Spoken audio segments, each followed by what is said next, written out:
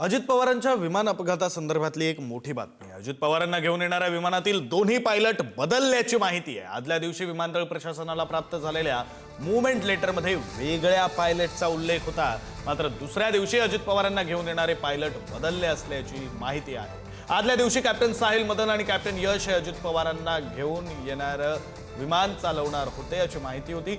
नंतर कॅप्टन सुमित कपूर आणि कॅप्टन शांभवी पाठक यांच्याकडे जबाबदारी देण्यात आली. अजित पवारांच्या अपघात प्रकरणी सखोल चौकशी करा अशी मागणी काँग्रेसचे प्रदेशाध्यक्ष हर्षवर्धन सपकाळ यांनी केली. जनतेच्या मनामध्ये निर्माण झालेलं धुकं दूर झालं पाहिजे, अपघाताची सखोल चौकशी झाली पाहिजे अशी मागणी सपकाळ यांनी केली.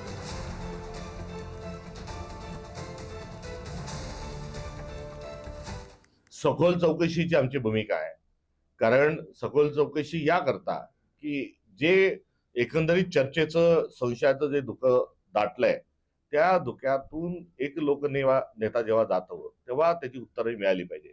अजितदादांचं जाणं हे महाराष्ट्राच्या एकंदरीत सार्वजनिक जीवनाला, राजकीय जीवनाच्या मनाला चटका लावून जाणार आहे. मुख्यमंत्र्यांनी आता चौकशी करण्याचं सांगितलंय, त्याला केंद्रीय मंत्र्यांनी कुठेतरी तातडीने करू असं म्हटलंय. त्यामुळे तो ब्लॅक बॉक्स असेल आणि एकंदरीत असेल, या प्रकरणाची सखोल चौकशी झाली पाहिजे.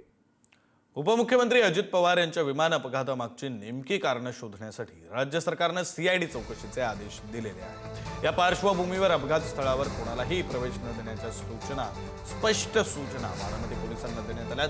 बारामती पोलीस ठाण्यामध्ये नोंद असलेल्या ऍक्सिडेंटल डेथ रिपोर्टच्या अनुषंगानं तपास केला जाणार आहे. याआधीच फॉरेन्सिक पथकानं अपघात स्थळावरून विविध नमुने तपासणीसाठी गोळा केले. अपघात होण्याच्या आदल्या रात्री अजित पवारांचं कारने मुंबई पुणे प्रवास करण्याचं निश्चित झालं होतं, मात्र काही कामानिमित्त अजित पवार यांना मुंबईत राहावं लागलं. दुसऱ्या दिवशी सकाळी ते विमानानं बारामतीच्या दिशेने निघाले आणि हा दुर्दैवी अपघात झाला अशी माहिती अजित पवारांचे चालक शामराव मनवे यांनी दिली.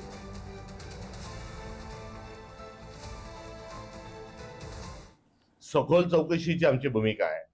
कारण सखोल चौकशी या रात्रीपर्यंत मीटिंग चालू होतं. मीटिंग संपल्यानंतर ते आम्हाला ठरलं की बाय रोड पुण्याला जायचं आणि पुण्याला मग दुसऱ्या सकाळी ह्याला जायचं, बारामतीला जायचं. बारामती सकाळी 10 वाजता मीरा ऑगस्टला दादांची सभा होती. अशा 2-4 सभा ठरल्या होत्या. कशामुळे उशीर झाला, काय झालं? उशीर काही झालेला नाही. दादांनी ठरवलं की आता म्हणजे आम्ही बऱ्यापैकी 99% आम्ही बाय रोड जायचं होतं. आमच्या शंकर मुलगा आधी बॅगा ठरल्या होत्या की आपण बाबा बाय रोड जाऊया, पण ते काही उशीर झाला आणि हे दुसरे सगळे विमान निघाले. त्याच्यामुळे दुःख झालं. गाड्या नाही पाहिजे होती.